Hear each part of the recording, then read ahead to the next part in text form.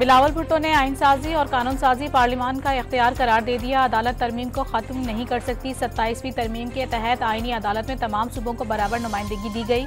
जियाले chairman का PP के यौम तासीस पर जलसे से वीडियो लिंक खिताब।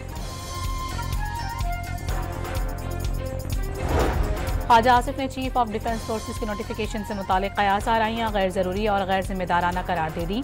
नोटिफिकेशन का अमल शुरू हो चुका, मुनासिब वक्त पर जारी कर दिया जाएगा। वजीर दिफा का सोशल मीडिया पर पैगाम। IMF के साथ स्टाफ लेवल मुआहिदा हो चुका, इस्लाहात का अमल तेज कर दिया गया। वज़ीर खजाना मोहम्मद औरंगजेब की news conference.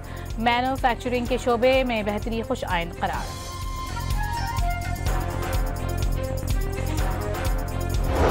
IGFC Balochistan major general Bilal की ज़ेर सदारत पंजगोर में जिरगे का इनेकाद। इलाके के मसाइल और उनके हल के लिए अमली इक़दामात पर तबादला ख्याल।